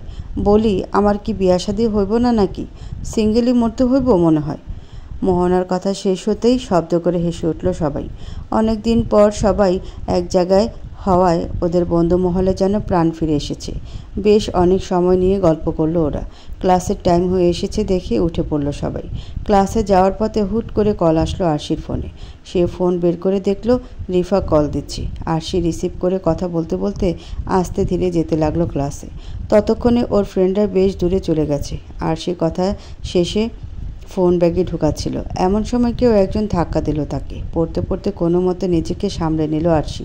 তবে রক্ষা হলো না তার ফোনটার। রাগ হলো আরশির। সেই ব্যক্তিকে কিছু করার কথা শোনানোর জন্য পেছন ফিরে চাইল, কিন্তু কে ধাক্কা দিয়েছে তা ঠাউর করতে পারল না। অনেকে ক্যাম্পাসে ছড়িয়ে ছিটিয়ে দাঁড়িয়ে আছে। আরশি বেশ কিছুক্ষণ তাকিয়ে খোঁজার চেষ্টা করলো, কিন্তু কে এমন করেছে বুঝতে পারল না। ক্লাস শুরু হতে আর বেশি সময় নেই, তাই আরশি সেই ব্যক্তিকে খোঁজা বাদ দিয়ে নিজের ফোনটা তুলে উঠে দাঁড়াবে এমন সময় তার চোখ আটকে গেল একটা ছোট্ট কাগজের টুকরোর উপর। তার পায়ের কাছে পড়ে আছে কিছু একটা, লেখাও আছে কাগজে, যা কিছুটা দেখা যাচ্ছে। কেমন যেন সন্দেহ হলো আরশি। সে আলতো হাতে কাগজটা তুলে নিয়ে উঠে দাঁড়ালো। আগে নিজের ফোনটা চেক করলো, কিন্তু ফোনের তেমন কিছু হয়নি। গ্লাসে এক কোণে সামান্য ফাটল ধরেছে, তাই থেকে স্বস্তির নিঃশ্বাস ফেলল সে। ফোনটাকে ব্যাগে রেখে কাগজের টুকরাটা খুলল আরশি, কিন্তু কাগজের টুকরো লেখাটা পড়ে আশ্চর্যান্বিত হলো সে। নিঃশ্বাস যেন বন্ধ হয়ে আসতে চাইল তার, কারণ কাগজের টুকরোতে গুটি গুটি অক্ষরে লেখা আছে আরশি রহমান। যদি নিজের বাবার খুনি কে জানতে চাও, তবে নিচের নাম্বারে যোগাযোগ করবে, আর অবশ্যই সেটা গোপনে, কারণ তোমার আপন জনেরাই তোমার শত্রু। ওরা যদি কোনোভাবে জেনে যায় তবে তোমাকেও বাঁচতে দেবে না, আর আমিও বিপদে পড়ব। এতটুকু লেখা আছে কাগজে, আর নিচে একটা নাম্বারও দেওয়া আছে। আর সে হতবাক হয়ে তাকিয়ে আছে কাগজের দিকে। সে জানতো তার বাবা খুন হয়েছে, এটা নর্মাল কোনো অ্যাক্সিডেন্ট ছিল না, কিন্তু এত বছর পর কে সেই খুনির খবর দিতে চাচ্ছে? কেনই বা দিতে চাচ্ছে? এত বছরে কেন দেয়নি? সত্যি কি তাকে তার বাবার খুনির সন্ধান দেওয়া হবে, নাকি এটা কোনো ষড়যন্ত্র? আর কিছু ভাবতে পারছে না আরশি। তার মাথায় কেমন যেন যন্ত্রণা শুরু হয়েছে, মাথা ঝিমঝিম করছে। ক্লাসের কথা যেন মাথা থেকে বেরিয়ে গেছে। সে সবসময় চাইতো নিজের বাবার খুনিকে খুঁজে বের করতে, তাকে শাস্তি দিতে, কিন্তু সেটা তার মতো সাধারণ একটা মেয়ের পক্ষে সম্ভব ছিল না। আরশি কী করবে বুঝতে পারছে না। কেউ ঘাড়ে হাত রাখায় চমকে উঠল আরশি। দ্রুত কাগজের টুকরোটা হাতের মুঠোর মধ্যে পড়ে নিল। সামনে তাকিয়ে দেখলো আবির দাঁড়িয়ে আছে। আবির কপালে ভাঁজ ফেলে জিজ্ঞাসা করলো, কী রে, কী হয়েছে? এভাবে দাঁড়িয়ে আছিস কেন? আর এত চমকালি বা কেন? কোনো সমস্যা? আমাকে বলতে পারিস। আর সে হাসার চেষ্টা করে বলল, আরে না না, কোনো সমস্যা নেই। ওই রিফা কল দিয়েছিল, তাই কথা বলছিলাম ওর সাথে। আবির কপালে হাত ঘষে বলল, ও আচ্ছা, চল ক্লাসে যাই, ক্লাস তো শুরু হয়ে গেল বলে। আর সে মাথা ঝাঁকিয়ে বলল, হ্যাঁ হ্যাঁ চল। ক্লাসে গিয়েও পড়ায় মন বসাতে পারল না আরশি। সারাক্ষণ তার মাথায় ওই লেখাগুলি ঘুরছে। আরশিকে যেটা সবচেয়ে বেশি ভাবাচ্ছে সেটা হলো যে চুটকুটটা লিখেছে সে আরশিকে কারোর সাথে ব্যাপারটা শেয়ার করতে নিষেধ করেছে, এমনকি তার আপনজনেরা তার শত্রু এমনটাও উল্লেখ করেছে। আর সে কী করবে বুঝে উঠতে পারছে না। একবার ভাবছে বাড়িতে গিয়ে আবরারকে সবটা জানাবে, আবার ভাবছে জানানো ঠিক হবে কি না। পেরিয়ে গেছে 3 দিন। গত 2 দিন যাবৎ ভীষণ অসুস্থ ছিল আবরার। প্রচণ্ড জ্বরের কারণে অবস্থা কাহিল হয়ে গিয়েছিল বেচারার। আবরারের মতো শক্ত সামর্থ্যে একজন মানুষকে জ্বর এভাবে কাবু করে ফেলবে ভাবতেও পারেনি আরশি। পরে অবশ্য মিসেস বন্যার কাছে শুনেছে যে আবরার সহজে অসুস্থ হয় না, তবে অসুস্থ হলে একেবারে কাহিল হয়ে যায়। আর বৃষ্টির পানি সে একেবারে সইতে পারে না, গায়ে লাগলে জ্বর আসবেই আসবে। আবরারের এই হঠাৎ জ্বরের কারণ যে বৃষ্টি, এটা বুঝতে পেরে রাগ অভিমানের শেষ ছিল না আরশির। লোকটা জানে বৃষ্টি তার জন্য কতটা ক্ষতিকর, তবুও বৃষ্টিতে ভিজেছে। আবরার অবশ্য বেশিক্ষণ আরশিকে রেগে থাকতে দেয়নি, ঠিকই মানিয়ে নিয়েছে। আরশি অসুস্থ, আবরারের উপর বেশিক্ষণ রাগ ধরে রাখতে পারেনি। মিসেস বন্যা এবং আরশির সেবা যত্নে এখন অনেকটাই সুস্থ আবরার। আজ অফিসেও যেতে হয়েছিল, কিন্তু যেতে দেয়নি আরশি। রাগ দেখিয়ে ধরে বেঁধে রেখে দিয়েছে। এই সবের চক্করে চিরকুটের কথা প্রায় ভুলতে বসেছিল আরশি। তবে সকালে ব্যাগ থেকে প্রয়োজনীয় কিছু কাগজ বের করার সময় আবার সেটা সামনে পড়েছে তার। অনেক ভাবনা চিন্তার পর আরশি সিদ্ধান্ত নিয়েছে সে আগে ওই নাম্বারে কল করে কথা বলে দেখবে, তারপর বিষয়টা আবরারকে জানাবে। যদি কেউ তার সাথে মজা করে থাকে। প্ল্যান অনুযায়ী রাতে আবরার ঘুমানোর পর ধীরে ধীরে সাবধানতার সাথে আবরারের হাত সরিয়ে বেলকনিতে চলে আসলো আরশি। সাথে ফোন আর সেই চিরকুট। দুরু দুরু বুকে সে নাম্বারে ডায়াল করলো সে। কয়েকবার রিং হওয়ার পর রিসিভ করলো কেউ। আরশি হ্যালো বলতেই ফোনের অপর প্রান্ত থেকে এক পুরুষ কণ্ঠ বলে উঠল, অবশেষে তাহলে ফোন করলে? অবাক হলো আরশি। অবাকতার সাথেই শুধালো, কে আপনি? আর কেনই আমাকে ওই চিরকুট দিয়েছিলেন? সত্যি কি আপনি আমার বাবার খুনি সম্পর্কে কিছু জানেন? লোকটা যেন হালকা হাসলো, বলল, আমি তোমার বাবার খুব কাছের কেউ, বন্ধুও বলতে পারো। পেশায় আমিও একজন রিপোর্টার ছিলাম, কিন্তু এখন সেই পেশা ত্যাগ করেছি। আর আমি সত্যি তোমার বাবার খুনি সম্পর্কে জানি, তাই তো তোমার সাথে যোগাযোগের চেষ্টা করেছি। আরশি সন্ধিহান কণ্ঠে শুধালো, তবে এতদিন কোথায় ছিলেন আপনি? এত বছর পর কেন আমার বাবার খুনির সন্ধান দিতে চাচ্ছেন? যখন আমার বাবা খুন হলো তখন কেন আসেননি? লোকটা নিজের কণ্ঠের গম্ভীরতা বজায় রেখে জবাব দিল, কারণ তখন যদি আমি সামনে আসতাম তাহলে তোমার বাবার মতো আমিও খুন হতাম হয়তো। ওরা বাঁচতে দিত না আমাকে, তাই তো এত বছরেও সামনে আসেনি। তবে তোমার আর তোমার পরিবারের খোঁজখবর ঠিকই আমার কাছে ছিল। তোমার বাবা আমার খুব কাছের একজন মানুষ ছিলেন, খুব ভালোবাসতাম আমি তাকে। আমিও চাই তার খুনির শাস্তি হোক, কিন্তু আমি নিতান্তই সাধারণ একজন মানুষ, তাই আমার পক্ষে ওই শয়তানকে শাস্তি দেওয়া সম্ভব ছিল না। উল্টো আমারই ক্ষতি হতো। আমার পরিবারের আমি ছাড়া কেউ নেই। আমার কিছু হয়ে গেলে তারা কিভাবে থাকতো? পরিবারের কথা চিন্তা করে আর সামনে আগানোর সাহস পাইনি আমি। আর এত বছর পর তোমাকে এই ব্যাপারে জানানোরও কারণ আছে। কারণটা হলো, তুমি এই মুহূর্তে তোমার বাবার খুনির খুব কাছাকাছি অবস্থান করছো। তুমি চাইলেই পারো নিজের বাবার খুনিকে নিজ হাতে শাস্তি দিতে। লোকটার কথা যেন কিছুটা বিশ্বাস হলো আরশির। সে উত্তেজিত কণ্ঠে জিজ্ঞাসা করলো, কে আমার বাবার খুনি? বলুন আমাকে। সহ্য করতে পারবে তো? থ মেরে রইল আরশি। মাথা ঝিমঝিম করছে তার। অজানা ভয়ে বুক কাঁপছে। তবে কি আবার কোনো কঠিন সত্যের মুখোমুখি হতে চলেছে সে? এমন কোন সত্য যা তার জীবনের সুখ শান্তি কেড়ে নিয়ে যাবে? অপ্রিয় কিছু শোনার জন্য নিজেকে প্রস্তুত করে নিল আরশি। কাঁপা কাঁপা সুরে বলল, পারবো। আপনি বলুন আমার বাবার খুনিকে। আর সেই প্রশ্নের জবাবে লোকটা এমন কিছু কথা বলল যা শুনে মাথা ঘুরে উঠল আরশির। রেগে গেল সে। রাগের বশে মৃদু চিৎকার করে বলল, আপনি মিথ্যা বলছেন। আমি বিশ্বাস করি না আপনার কথা। নিশ্চয়ই আপনার অন্য কোনো উদ্দেশ্য আছে, তাই এসব উল্টাপাল্টা বোঝাচ্ছেন আমাকে। লোকটা দীর্ঘ শ্বাস ত্যাগ করল। ফোনের এপাশ থেকে তা স্পষ্ট টের পেল আরশি। লোকটা কিছু সময় থেমে থেকে বলল, তোমাকে মিথ্যা বলে আমার কি লাভ মামুনি? তোমার বাবার খুনি শাস্তি পাক, এটা আমি সবসময় চেয়েছি। কিন্তু ওই যে বললাম আমি একজন সাধারণ মানুষ, তুমিও ঠিক তেমনি একজন সাধারণ মেয়ে ছিলে, তাই তোমাকে আগে জানানি। না হলে কিছু করতে গিয়ে তুমিও বিপদে পড়তে। কিন্তু এখন তুমি তোমার বাবার খুনির খুব কাছাকাছি আছো, চাইলে তুমি তাকে বুদ্ধি করে শাস্তি দিতে পারো, তাই সবটা তোমাকে জানানো। চোখ বন্ধ করে নিজেকে শান্ত করলো আরশি। কিছু একটা ভেবে বলল, আপনি যা বলছেন তা যে সত্য সেটা প্রমাণ কি? লোকটা গম্ভীর সুরে বলল, প্রমাণ আছে আমার কাছে। এমনকি প্রমাণটা তোমার বাবাই জোগাড় করেছিলেন এক সময়। আরশি জিজ্ঞাসা করলো, তাহলে সে প্রমাণ প্রকাশ করলেন না কেন? তাহলে তো অপরাধী শাস্তি পেত। লোকটা আবার কিছুটা শব্দ করে হাসলো, বলল, বর্তমান দুনিয়ায় অর্থই শক্তি, জানো তো। আমি সেসব প্রকাশ করলেও তার বিশেষ কোনো ক্ষতি হতো না। টাকা খাইয়ে সব ধামাচাপা দিয়ে ফেলতো। বিপদে পড়তে হতো কার? আমার। তোমার বাবা বোকা ছিল যে এসব বিষয় না ভেবেই তার সকল সত্যি সামনে আনার জন্য উঠে পড়ে লেগেছিল। তাই তো তাকে হত্যা করে নিজের রাস্তা থেকে সরিয়ে দিল ওই শয়তানটা।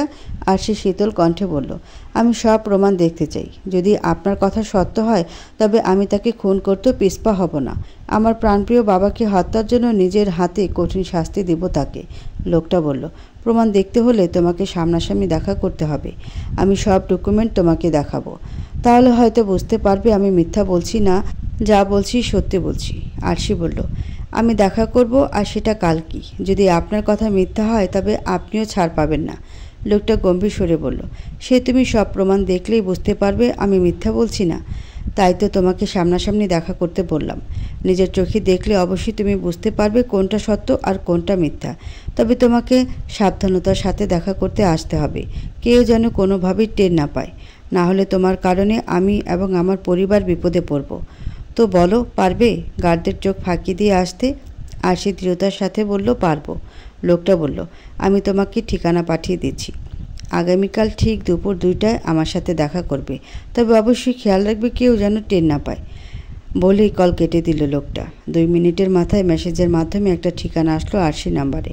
ঠিকানাটা দেখে নিয়ে চুপচাপ আবরারের পাশে গিয়ে শুয়ে পড়ল আরশি। এক দৃষ্টিতে তাকিয়ে রইল আবরারের পানে। গার্ডদের চোখ ফাঁকি দিয়ে ভার্সিটি থেকে বেরিয়ে এসেছে আরশি। বর্তমানে সে একটা সিএনজিতে আছে। প্রায় 40 মিনিট পর গন্তব্যে পৌঁছালো আরশি। তবে এক্সট্রাক্ট পয়েন্টে সিএনজি ঢুকতে পারে না, তাই আগে নামতে হলো আরশিকে। ভাড়া মিটিয়ে সামনে এগোলো সে। কেমন যেন নীরব এলাকা, তার উপর প্রচুর রোদ। রোদের তাপে ঘামে ভিজে যাচ্ছে আরশি, মাথা ঝিমঝিম করছে। অবশেষে চিপা গলি পেরিয়ে একটা রাস্তায় আসলো সে। মেসেজে পাঠানো ঠিকানা অনুযায়ী এইটাই সেই জায়গা যেখানে আসতে বলা হয়েছে তাকে। আগের রাস্তার তুলনায় এ রাস্তায় মানুষ আরও কম। বেশ দূরে 2-1জনকে দেখা যাচ্ছে। কেমন যেন গা ছমছমে পরিবেশ। দুপুরের সময় হওয়ার কারণে হয়তো রাস্তায় মানুষ একেবারে কম। আশেপাশে তাকিয়ে কাঙ্ক্ষিত ব্যক্তিকে খোঁজার চেষ্টা করলো আরশি, কিন্তু কাউকেই দেখতে পেল না। বিরক্তিতে কপাল কুঁচকে আসলো তার। ফোন বের করে সে নাম্বারে কল করলো, কিন্তু হুট করে পেছন থেকে কেউ একজন আরশির মুখে রুমাল চেপে ধরল। মুহূর্তে জ্ঞান হারালো সে। চোখ খোলার পর নিজেকে একটা অদ্ভুত বাড়িতে আবিষ্কার করলো আরশি। বাড়িটা দেখে মনে হচ্ছে এটা কোনো পরিত্যক্ত বাড়ি। আরশি নিজের দিকে খেয়াল করতে দেখল চেয়ারের সাথে তার হাত পা বাঁধা। আরশি শব্দ করে বলল, কেউ আছেন? কোথায় আনা হয়েছে আমাকে?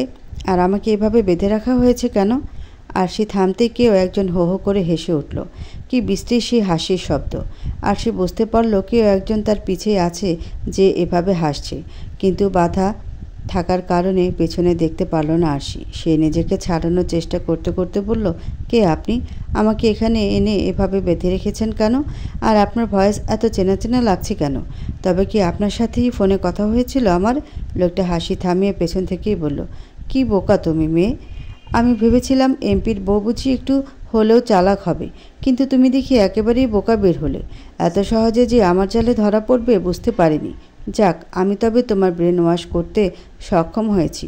আর জানতে চাও না আমি কে? আমি তোমার বাবার খুনি।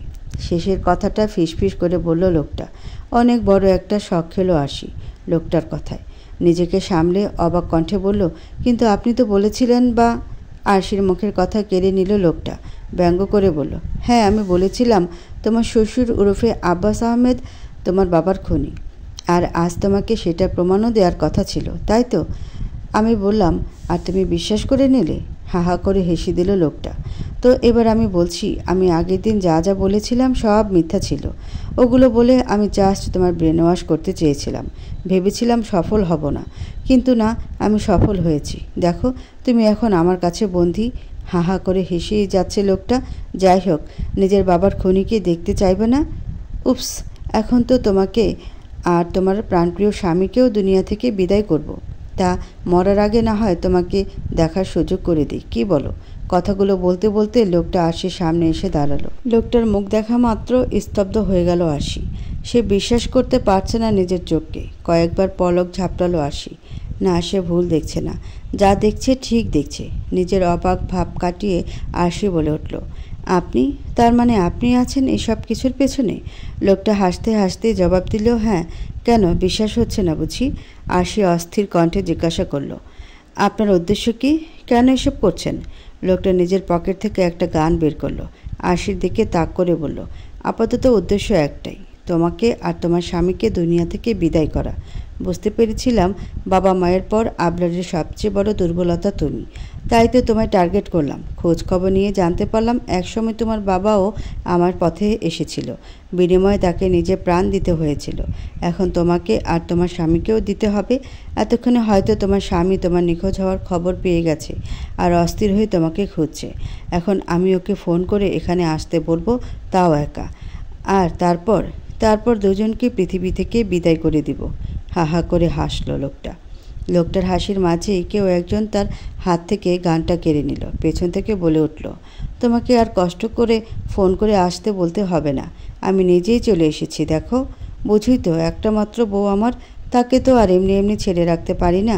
আমার কত বড় দুর্বলতা এটা তো তোমার চেয়ে ভালো আর কেউ জানে না, ঠিক না? আবরারের কণ্ঠ শুনে অন্তরাত্মা কেঁপে উঠল লোকটার। ধীরে ধীরে পিছে ফিরে চাইল সে। আবরারের হাসি মাখা মুখ তার অন্তরে তীব্র ভয়ের সৃষ্টি করল। লোকটার ভয়ার্ত দৃষ্টি দেখে শরীর দুলিয়ে হাসলো আবরার। বলল, কি ভয় হচ্ছে বুঝি? তা আমার পরিবারের সাথে গেম খেলার আগে, আমার দুর্বলতায় হাত দেওয়ার আগে ভয় করেনি? লোকটা রেগে আশির দিকে তাকালো। ওর কাছে যেতে চাইলে পেছন থেকে হাত মুষ্টি ধরল আবরার। লোকটা বুঝতে পারল তার সময় হয়তো ফুরিয়ে এসেছে। তার এতদিনের স্বপ্ন আর সত্যি হবার নয়। আবরারদের বাড়ির ড্রয়িং রুমে বসে আছে সবাই। আহি, রিফা এবং মিহি বেগমও উপস্থিত সেখানে। রিফা এবং মিহি বেগমকে আবরারের গার্ডরা হুট করে এই বাড়িতে নিয়ে এসেছে এবং জানিয়েছে আবরারই তাদের নিয়ে যেতে বলেছে। আহিকেও মেসেজ করে বাড়িতে আসতে বলেছে আবরার। কেউই বুঝতে পারছে না ঠিক কী কারণে আবরার সবাইকে এক জায়গায় করেছে। অনেকদিন পর সাক্ষাৎ হওয়ায় টুকটাক কথা বলছে সবাই, কিন্তু হুট করে কারোর পড়ে যাওয়ার শব্দে কথা থেমে গেল সবার। শব্দের উৎসের দিকে তাকিয়ে চমকে উঠল সবাই। রেগে গেলেন মিসেস বন্যা। দ্রুত লোকটাকে ফ্লোর থেকে তুলে রাগে কণ্ঠে আবরারকে উদ্দেশ্য করে বলেন, এটা কী ধরনের ব্যবহার আবরার? এ শিক্ষা দিয়েছি আমি তোমায়? ও তোমার গুরুজন হয়, আর তুমি ওকে এভাবে ধাক্কা দিলে? আমি কি তোমায় শিখাইনি গুরুজনদের সম্মান দিতে? তোমার সাহস কী করে হলো ওর সাথে এমন ব্যবহার করার? ভাবলে শিন দেখালো আবরারকে। সে পকেটে হাত গুজে গম্ভীর কণ্ঠে বলল, একজন খুনি যে আমার পরিবারের ক্ষতি করতে চায়, তাকে না আমি গুরুজন মানি, আর না তাকে আমি সম্মান দিতে পারবো। সে এর চেয়েও বাজে ব্যবহারের যোগ্য। আবরারের কথায় কেঁপে উঠলেন মিসেস বন্যা। এসব কি বলছে আবরার? উনি নিজের ছেলেকে খুব ভালো করে চেনেন। অকারণে এসব বলার মতো বা এমন ব্যবহার করার মতো ছেলে নয় আবরার। মিসেস বন্যা একবার আবরার এবং একবার আবরারের পেছনে দাঁড়ানো আরশিকে দেখে নিলেন। দুইজনের মুখেই গম্ভীরতা ছাপ স্পষ্ট। উনি কাঁপা কাঁপা স্বরে জিজ্ঞাসা করলেন, এসব তুমি কি বলছো আবরার? মাথা ঠিক আছে তোমার? কাকে কি বলছো? আমি তো কিছুই বুঝতে পারছি না। আবরার শীতল কণ্ঠে বলল, আমি যা বলছি সুস্থ মস্তিষ্কে সজ্ঞানে বলছি, আর তুমিও ঠিকই শুনছো। কি মামা যান, তুমি চুপ করে আছো কেন? কিছু বলো। কত সুন্দর ষড়যন্ত্র করেছিলে, সব বলো। শেষের কথাগুলো ইরফান চৌধুরীকে উদ্দেশ্য করে বলল আবরার। আবরারের কথায় ভীত চোখে তাকালেন ইরফান চৌধুরী। মিসেস বন্যা ইরফান চৌধুরী দেখে তাকিয়ে জিজ্ঞাসা করলেন, আবরার এসব কি বলছে ইরফান? কিসের ষড়যন্ত্র? কে খুনি? আর তুই না বিদেশ গিয়েছিলি, দেশে কবে আসলি? আমাকে জানালি না কেন? ইরফান চৌধুরী ঢোক গিললেন। শেষবারের মতো নিজেকে বাঁচানোর চেষ্টা করে আটকে আটকে বললেন, আমি নিজেও বুঝতে পারছি না আপা, আবরার এসব কি বলছি। এই সব কিছু ওই মেয়ের জন্য হয়েছে। ওই আবরারকে কী সব উল্টাপাল্টা বুঝিয়েছে। আমি কিছু করিনি, বিশ্বাস করো। আরশিকে ইশারা করে এসব বলতে ভয়ঙ্কর রেগে গেল আবরার। ইরফান চৌধুরীর দিকে তেড়ে যেতে চাইলে হাত টেনে ধরল আরশি। চোখের ইশারায় শান্ত হতে বলল। চোখ বন্ধ করে শ্বাস টানল আবরার। নিজের রাগ কোনো মতে দমন করল সে। পকেট থেকে নিজের ফোনটা বের করে একটা রেকর্ডিং প্লে করলো। যা শুনে এক মুহূর্তের জন্য থমকে গেল সবাই। রেকর্ডিংয়ে ইরফান চৌধুরীর আরশিকে বলা প্রতিটা কথা স্পষ্ট শোনা যাচ্ছে। বাঁচার শেষ উপায়টাও হারিয়ে চোরের মতো এদিক ওদিক তাকাতে লাগলেন ইরফান চৌধুরী। আব্বাস আহমেদ অবাক কণ্ঠে বললেন, এসব কি ইরফান? তুমি আরশিকে বলেছ আমি ওর বাবাকে খুন করেছি? তুমি এটাও স্বীকার করেছ তুমি আরশির বাবার খুনি? তুমি খুন করেছ? আবার আবরার আরশিকেও মারার প্ল্যান করেছিলে? এসব কি হচ্ছে? এতক্ষণে মুখ খুলল আরশি। বলল, আমি বুঝে বলছি বাবা, উনি আমাকে আর এমপি সাহেবকে মারার জন্য প্ল্যান করেছিলেন। সেই পরিকল্পনা মোতাবেক ভার্সিটিতে একজনের মাধ্যমে আমাকে একটা কাগজে ফোন নাম্বার দেন, আর এটাও লিখে দেন উনি জানেন আমার বাবার খুনিকে। হ্যাঁ, ঠিক শুনছেন সবাই, আমার বাবা খুন হয়েছে। আমি অ্যাক্সিডেন্টের দিনই বুঝতে পেরেছিলাম ওটা পরিকল্পিত ছিল, কিন্তু কে করিয়েছে তা জানতাম না। তাই যখন ওই কাগজের টুকরো পাই তখন নিজেকে দমাতে পারেনি। আমার বাবার খুনি কে তা জানার জন্য মনটা অস্থির হয়ে পড়েছিল। ওই নাম্বারে যখন কল করি তখন উনি আমাকে বলেন, আপনি আমার বাবার খুনি। প্রথমে বিশ্বাস না করলেও পরে একটু একটু বিশ্বাস হয়েছিল। এর জন্য আপনার কাছে ক্ষমা চাচ্ছি বাবা। কিন্তু যখন উনি বললেন একা দেখা করতে, এমপি সাহেবকে না বলতে, তখন রাজি হলেও মন সায় দিল না। উনি আমাকে এও বলেছিলেন আমি যদি এমপি সাহেবকে সব বলি তাও উনি নিজের বাবার বিরুদ্ধে যাবেন না, উল্টো আমার ক্ষতি করতে পারেন। এই বিষয়টা মানতে পারিনি আমি। এতগুলো বছর একা পথ চলেছি, একটু হলেও মানুষ চিনি। এমপি সাহেবের উপর আমার বিশ্বাস ছিল। আমার বিশ্বাস ছিল উনি কখনো ভুলকে সাপোর্ট করবেন না। তাই কল কাটার পর এমপি সাহেবকে ঘুম থেকে তুলে সবটা জানাই। এমপি সাহেব আমাকে বলেন লোকটা আমাকে যেভাবে যেভাবে সব করতে বলেছে ঠিক সেভাবেই করতে। আমিও ঠিক সেভাবেই সবটা করেছি। ভার্সিটি থেকে গার্ডদের চোখ ফাঁকি দিয়ে ওনার বলা ঠিকানায় গিয়েছি। সেখান থেকে আমাকে অজ্ঞান করে কিডন্যাপ করে ওনার লোকেরা। তারপর তো রেকর্ডিংই শুনছেনই সবাই ওনার প্ল্যান কী ছিল। আরশির কথাগুলো শুনে বাকরুদ্ধ হয়ে গেছে সবাই। ইরফান চৌধুরী এমন কিছু করতে পারেন বিশ্বাস হচ্ছে না কারোর। আরশি থামতেই আবরার ইরফান চৌধুরীকে উদ্দেশ্য করে বলতে লাগলো, তোমাকে দেখে অবাক হয়নি কেন জানো? তোমার উপর আমার আগে থেকেই সন্দেহ ছিল। যেদিন আমার গাড়িকে ট্রাক ধাক্কা দিয়েছিল সেদিনই সন্দেহ হয়েছিল। কারণ আমার গাড়ি ছাড়া বাইরে যাওয়ার খবর শুধু তুমি জানতে। বের হওয়ার আগে তোমাকে বলেছিলাম। কিন্তু সন্দেহ হলেও তোমার ভালো ব্যবহার দেখে বিশ্বাস হতো না তুমি এমন। আর আমি বহু আগেই জানতে পেরেছিলাম আরশির বাবার খুনি আর আমার শত্রু একই লোক। কিন্তু সেটা তুমি এটা মানতে পারছিলাম না, আর না কোনো প্রমাণ পাচ্ছিলাম। যখন আরশির কাছে শুনলাম কেউ ওকে ফোনে এসব বলেছে তখনই বুঝতে পারলাম সময় এসেছে আসল অপরাধীকে ধরার। অপরাধী এবার নিজের তৈরি করা জালে নিজেই আটকাবে। তাই আরশিকে বলি ওকে যেভাবে যেভাবে যা যা করতে বলা হয়েছে সেইভাবেই করতে। আমি জানতাম তোমার লোকেরা আরশির উপর নজর রাখবে। ও একা যাচ্ছে কি না সেটা ফলো করবে। ও যদি একা না যেত তবে তোমার লোকেরা ওকে কিডন্যাপ করতো না, আর আমিও তোমার কাছে পৌঁছাতে পারতাম না। বলতে পারো আমি ইচ্ছা করি আরশিকে কিডন্যাপ করতে দিয়েছি। তোমার লোকেরা দেখেছে আরশি গার্ডদের চোখ ফাঁকি দিয়েছে, কিন্তু এটা খেয়াল করেনি যে আমি এবং আমার লোকেরা আরশির আশেপাশেই ছিলাম। এতক্ষণ থ মেরে দাঁড়িয়েছিলেন মিসেস বন্যা। এবার নিজের ভাইয়ের একেবারে কাছে এগিয়ে আসলেন তিনি। শান্ত কণ্ঠে জিজ্ঞাসা করলেন, এসব কেন করলে ইরফান? ইরফান চৌধুরী মাথা নিচু করে দাঁড়িয়ে রইলেন, কোনো জবাব দিলেন না। নিজের ভেতরে বেড়ে ওঠা ক্রোধ আর দমিয়ে রাখতে পারলেন না মিসেস বন্যা। রাগে এলোপাতাড়ি চড় থাপ্পড় মারতে লাগলেন ইরফান চৌধুরীকে। চিৎকার করে বলতে লাগলেন, কেন এমন করলি? বল কেন করলি? মিসেস বন্যা হাঁপিয়ে যাচ্ছেন দেখে ওনাকে টেনে সরিয়ে আনলেন আব্বাস আহমেদ। বুকে জড়িয়ে শান্ত করতে লাগলেন, কিন্তু শান্ত হলেন না মিসেস বন্যা। কাঁপতে কাঁপতে চিৎকার করে বললেন, কেন এমন করেছিস ইরফান? বল সবটা, না হলে তোকে আজ নিজ হাতে খুন করব আমি। বিশ্বাস কর সত্যি তোকে খুন করব আমি। তোর সাহস কী করে হলো আমার ছেলেদেরকে হাত বাড়ানোর? আব্বাস আহমেদ শান্ত কণ্ঠে জিজ্ঞাসা করলেন, বলো ইরফান, কেন আমাদের বিশ্বাস নিয়ে খেললে? কি এমন কারণ রয়েছে যার জন্য এত বাজে বাজে কাজ করলে? এমনকি খুন করতেও তোমার হাত কাঁপলো না? বলো কেন করেছো এমন?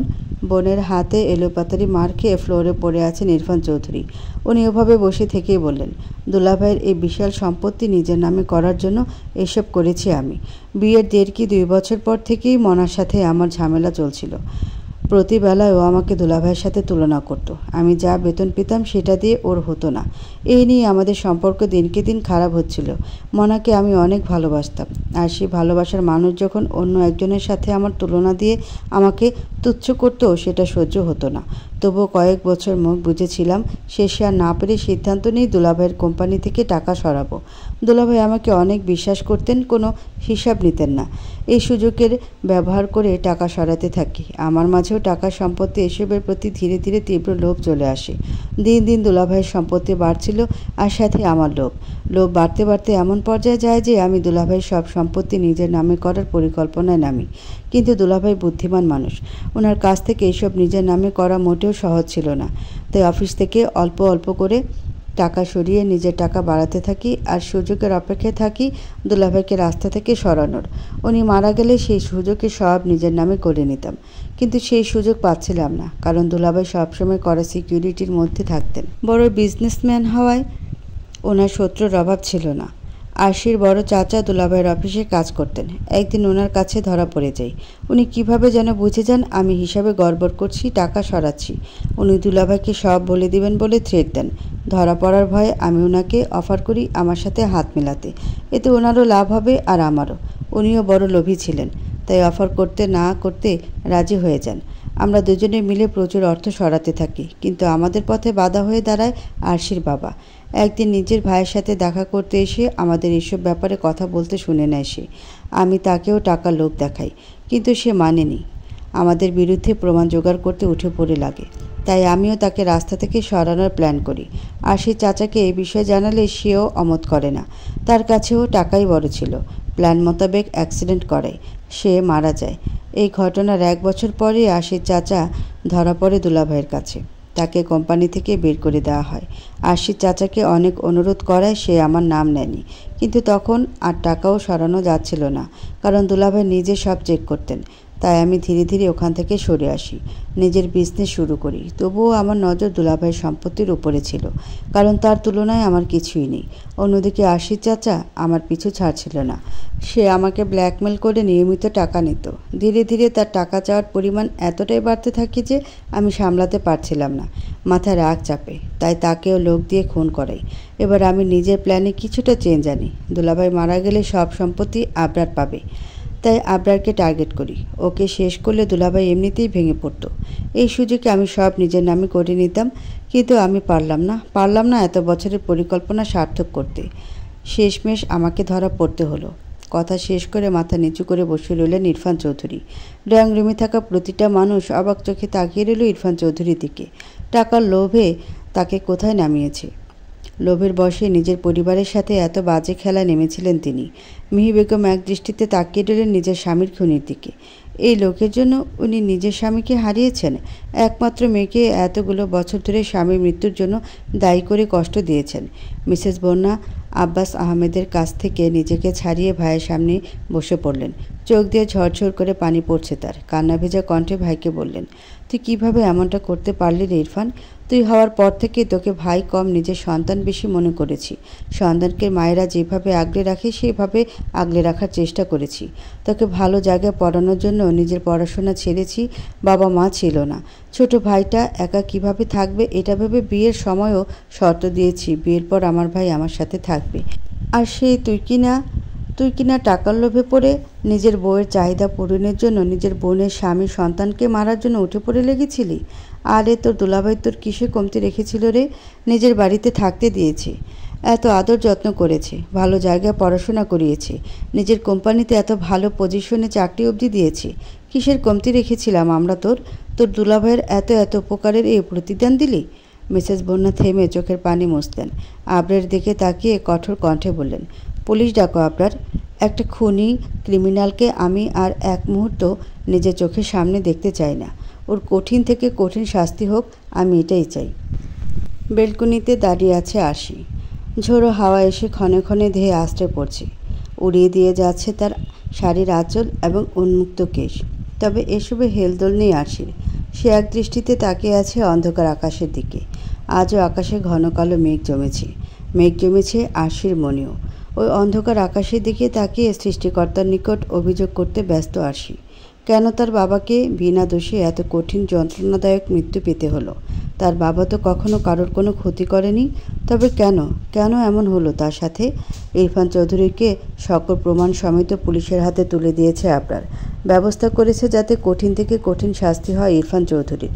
সব কিছু মিটিয়ে বাড়ি ফিরতে বেশ রাত হলো আবরারের। বাড়ি ফিরে রুম অন্ধকার দেখে কপালে ভাঁজ পড়ল তার। বেলকনিতে মরিচবাতের আলো জ্বলছে দেখে সেদিকে পা বাড়ালো সে। বেলকনির কাছাকাছি পৌঁছতেই হৃদস্পন্দন থমকে যাওয়ার জোগাড় হলো আবরারের। শুভ্র শাড়ি পরে দাঁড়িয়ে আছে তার শুভ্র পরী। এলোমেলো পেঁচানো শাড়ি দেখে বোঝা যাচ্ছে নিজেই কোনো মতে পেঁচিয়ে পড়েছে সে। দ্বিগুল কালো কেশ বাতাসে দুলছে। আর সে কীভাবে দেখে ঢোক গিলল আবরার। চোখ বন্ধ করে নিজেকে কন্ট্রোল করল সে। ধীর পায়ে এগিয়ে গেল আরশির কাছে। গলায় ঠান্ডা কিছুর স্পর্শ পেতে কেঁপে উঠল আরশি। আকাশ থেকে দৃষ্টি সরিয়ে গলার দিকে তাকাতেই চমকালো সে। এই যে তার বাবার দেয়া সেই লকেট। তার বাবার দেয়া শেষ উপহার। নিজের অতি প্রিয় কিছু ফিরে পেয়ে চোখ ভরে আসলো আরশির। আলতো করে লকেটে হাত ছোঁয়ালো সে। পেছন ফিরতে চাইল, কিন্তু তার পূর্বেই শক্ত বন্ধনে আবদ্ধ হলো সে। এই স্পর্শ তার চেনা, খুব পরিচিত। এই যে তার ব্যক্তিগত পুরুষটার স্পর্শ। চোখ বন্ধ করে ফেলল আরশি। মাথা নিচু করে আরশির কাঁধে চিবুক ঠেকালো আবরার। ধীর সুরে বলল, এই লকেট আমি কোথায় পেলাম এটা ভেবে অবাক হচ্ছ নিশ্চয়ই। এই লকেটটা ভুলবশত তোমার গলা থেকে খুলে আমার গাড়িতেই পড়েছিল সেদিন। তোমার প্রতি আমার অনুভূতি দিনকে দিন গাঢ় হচ্ছিল তখন। বেসামাল হয়ে পড়ছিলাম, কিন্তু তোমার মনে আমার জন্য কোনো অনুভূতি আছে কি না বুঝতে পারছিলাম না। তাই সেদিন ঠিক করি আর কখনো নিজ ইচ্ছাতে তোমার সামনে যাব না। সৃষ্টিকর্তা যদি চান তবে আমাদের আবার মুখোমুখি করবেন। ঠিক তখনই এই লকেটটা গাড়িতে পড়ে থাকতে দেখি।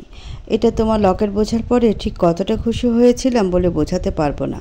এটা পাওয়া আমার জন্য একটা সংকেত ছিল যেন, আমাদের পুনরায় দেখা হওয়ার সংকেত। লকেটটা নিয়ে বাড়ি ফিরি। কৌতূহলবশত লকেটটা খুলে দেখেছিলাম। লকেটে থাকা তোমার বাবার পিক কিছু রহস্য খোলাসা করেছিল। বুঝতে পেরেছিলাম তোমার বাবার খুনি আর আমার শত্রু একই লোক। আমার ভাগ্য হয়তো আরও অনেক বছর আগেই জুড়ে গিয়েছিল, কিন্তু আমরা জানতাম না। সেদিন ঠিক করি যেদিন তোমার বাবার খুনিকে ধরতে পারবো সেদিন তোমাকে লকেটটা ফেরত দেব। তাই আজ দিলাম। লকেটটা হারিয়ে খুব কষ্ট পেয়েছিলে তাই না মিসেস অদ্ভুত চোকালি? আবরারের বুকে মাথা ঠেকালো আরশি। হাতের উপর হাত রেখে দূর আকাশের পানে দৃষ্টি তাক করে বলল, কষ্ট তো অনেক পেয়েছিলাম, তবে অনাকাঙ্ক্ষিতভাবে ফিরে পেয়ে তার চেয়ে বেশি আনন্দ লাগছে। তাই এবারের মতো মাফ করলাম। নিঃশব্দে হাসলো আবরার। আরশির মতো ঘন কালো আকাশের দিকে দৃষ্টি তাক করলো। কিছুক্ষণ থেমে থেকে হুট করে প্রশ্ন করলো, তোমার প্রতি আমার যে অন্যরকম অনুভূতি কাজ করতো তা কি তুমি বুঝতে না মিসেস অদ্ভুত চোকালি? আমি যে তোমার প্রতি আসক্ত হয়ে পড়ছিলাম তা কি তুমি বুঝতে না? আমার চোখে কি তোমার জন্য অন্যরকম কিছু দেখতে না? ঠোঁট বাঁকিয়ে হাসলো আরশি। চোখ বন্ধ করে শান্ত কণ্ঠে বলল, আপনার চোখে নিজের জন্য অফুরন্ত ভালোবাসা দেখে আমি এমপি সাহেব। আপনার না বলা অনুভূতি আমাকে বাধ্য করেছে আপনাকে ভালোবাসতে। প্রথমবার যেদিন আমায় কিডন্যাপ করিয়েছিলেন সেদিনই আপনার চোখে নিজের জন্য অন্য কিছু দেখেছিলাম। এরপর আপনার করা প্রতিটা কাজে, আপনার প্রতিটা কথায় নিজের জন্য কেয়ার, ভালোবাসা খুঁজে পেতাম। তবে মন মানতে চাইতো না। মনে হতো আমি ভুল ভাবছি। এটা কি করে সম্ভব? কোথায় আপনি আর কোথায় আমি? আবার রিফার সাথে হওয়া ঘটনা, ওসব শোনার পর ধনীঘরের ছেলেদের প্রতি কেমন যেন অবিশ্বাস, ভয় চলে এসেছিল মনে। ভাবতাম তারা শুধু ঠকাতে জানে, ভালোবাসতে নয়। আর সেই প্রতিটা কথা চমকাচ্ছে আপনার। কি সহজ স্বীকারোক্তি মেয়েটার। আর সে কিছুক্ষণ থেমে ফের বলতে লাগলো, তবুও মনকে আটকাতে পারছিলাম না। বুঝতে পারছিলাম আমিও ধীরে ধীরে আপনার প্রতি দুর্বল হয়ে পড়ছি। আপনি যখন মনির সাথে কথা বলতেন, ওর প্রশংসা করতেন, তখন প্রচুর রাগ হতো, জেলাসি কাজ করতো। ইচ্ছা হতো আপনাকে টেনে দূরে কোথাও নিয়ে যাই, কোথাও লুকিয়ে রাখি। মাঝে মাঝে আপনার চুল টেনে ছিঁড়তে ইচ্ছা করতো। কথা শেষ করে খিলখিল করে হাসতে লাগলো আরশি। মুগ্ধ হয়ে সে হাসির শব্দ শুনতে লাগলো আপনার। আরশির হাসির শব্দ মিলিয়ে যেতে অবাক কণ্ঠে প্রশ্ন করলো, যদি তুমি আমাকে পছন্দই করতে তবে কেন আমাকে ইগনোর করছিলে? আর কেনই বা আমার বিয়ের কথা শুনেও এত স্বাভাবিক ছিলে? তোমার চোখে চোখ রাখলে মনে হতো তুমিও আমাকে ঠিক ততটাই চাও যতটা আমি তোমায় চাই। কিন্তু আমার বিয়ের খবর শুনেও তোমার নির্লিপ্ত থাকাটা আমায় ভাবতে বাধ্য করেছিল যে আমি ভুল ছিলাম। আরশি বলল, ইগনোর করাটা মনের প্রশংসা করা আর আমাকে অপমান করার শাস্তি ছিল। তবে ওই 1 মাসে এটা বুঝে গিয়েছিলাম যে আপনি সত্যি আমাকে ভালোবাসেন। আর রইল বিয়ের কথা, আমার বিশ্বাস ছিল আপনি বিয়েটা করবেন না, যেভাবে হোক ভেঙে দেবেন। তবে আপনি যে আমাকে তুলে নিয়ে গিয়ে ডিরেক্ট বিয়ে করবেন তা ভাবনার বাইরে ছিল। আপনার অবাক ভাব নিয়ে জিজ্ঞাসা করলো, তবে কি তুমি বাধ্য হয়ে আমায় বিয়ে করনি? মুখ বাঁকালো আরশি। ভাব নিয়ে বলল, আপনার কি মনে হয় আমি আপনার ওই থ্রেটে ভয় পেয়ে আপনাকে বিয়ে করেছি? অবশ্যই না। আমি সম্পূর্ণ নিজের ইচ্ছে আপনাকে বিয়ে করেছি।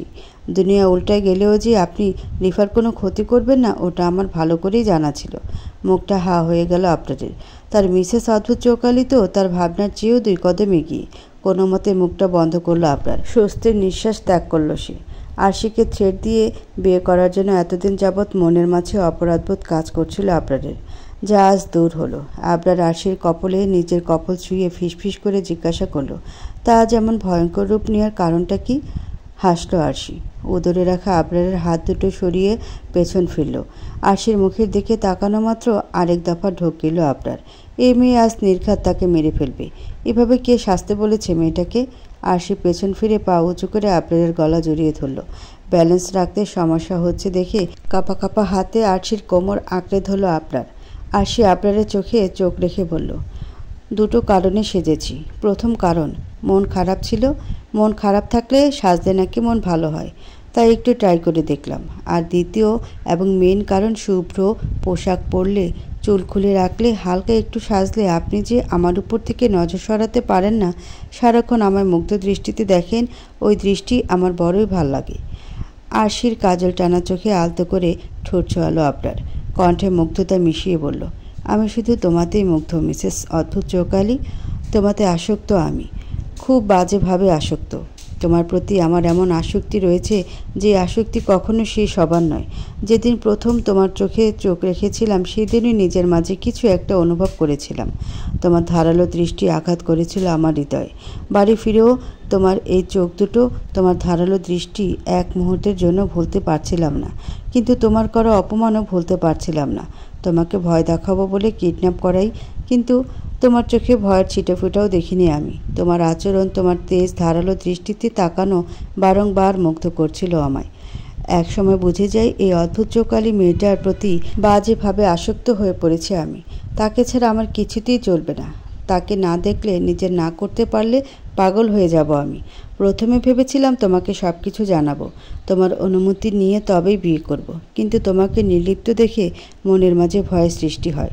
তুমি যদি রাজি না হও, সে ভয়ে কিডন্যাপ করে থ্রেট দিয়ে বিয়ে করি তোমাকে। তোমাকে ছাড়া নিজেকে কল্পনাও করতে পারি না আমি। আমার স্বপ্নে দেখা রাজকন্যা তুমি। তোমাকে আরও 2 বছর আগে থেকে কল্পনা করি আমি, জানো। স্বপ্নে দীঘল কালো কেশের এক মেয়েকে দেখতাম আমি, যার হাসির শব্দ অবিকল তোমার মতো। কিন্তু তার মুখটা দেখার পূর্বেই স্বপ্ন ভেঙে যেত। প্রথমবারের মতো সেই মেয়ের মুখ দেখি আমাদের বিয়ের রাতে। আর সেই মেয়ে অন্য কেউ নয়, তুমি। থামল আবরার। আরশির কণ্ঠ খাদে নামিয়ে বলল, এত ভালোবাসেন আমায় এমপি সাহেব? আবরার জড়িয়ে আসা কণ্ঠে উচ্চারণ করল, ভালোবাসি, অনেক অনেক ভালোবাসি আমার মিসেস অদ্ভুত চৌকোয়ালিকে। আবরার কিছু সময় এক দৃষ্টিতে তাকিয়ে রইল আরশির দিকে। অতঃপর জিজ্ঞাসা করল, তা আমার মিসেসের মনটা কি ভালো হয়েছে? আরশি আবরারের বুকে হাত ঠেকিয়ে বলল, ভালোবাসার মানুষের সান্নিধ্যে আসলে কার না মন ভালো হয়? আবরার নেশালো কণ্ঠে বলল, কিন্তু আমার যে মন ভালো নেই। তোমাকে এভাবে দেখে যে আমার নিজেকে পাগল পাগল লাগছে। ইচ্ছা করছে তোমাকে গভীরভাবে স্পর্শ করতে, কিন্তু এর অনুমতি আমার আদৌ আছে কি না জানা নেই। আবরারের আরও নিকটে গেল আরশি। কপালে ঠোঁট ছুঁয়ে বলল, আমি আপনার স্ত্রী এমপি সাহেব। আপনার অধিকার আছে আমাকে ছোঁয়ার। তবুও যে আপনি আমার অনুমতি ব্যতীত আমাকে এতদিন যাবৎ স্পর্শ করেননি, তাতে আমার মনে আপনার প্রতি শ্রদ্ধা কয়েক গুণ বেড়ে গেছে। ভালোবাসি এমপি সাহেব। ধন্যবাদ আমাকে গ্রহণ করার জন্য, এত এত ভালোবাসার জন্য। আরশির মুখে ভালোবাসি শব্দটা শুনে কেঁপে উঠল আবরার। নিজেকে আর নিয়ন্ত্রণ করতে পারল না সে। অস্থির হয়ে এক নাগারে আরশির সারা মুখে অধরের স্পর্শ দিতে লাগলো। বাধা দিল না আরশি। চোখ বন্ধ করে আবরারের স্পর্শগুলো উপভোগ করতে লাগলো। আজ আর কোনো বাধা নেই তাদের মাঝে। তারা দুজনেই নিজেদের মনের মাঝের লুকানো ভালোবাসা প্রকাশ করেছে একে অপরের কাছে। আজ হয়তো সময় এসেছে তাদের পবিত্র সম্পর্কটাকে পূর্ণতা দেওয়ার।